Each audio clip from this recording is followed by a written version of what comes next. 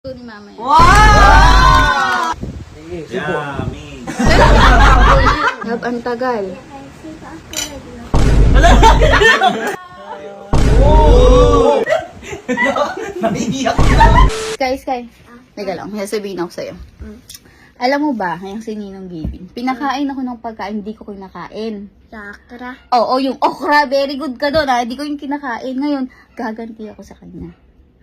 Sabihin mo kay mama, ipagluto si Ninong Gavin ng munggo. Kasi hindi niya kinakain. Mama, luto mo nga po si Ninong Gavin ng munggo. Bakit? Kasi si Ninong Alma gagante. Oo, kasi hindi niya yung kinakain niya. Ipapakain natin sa kanya yung munggo. Sa tawagan ko na si Carlo kasi papupuntahin natin dito si Gavin. Ayun.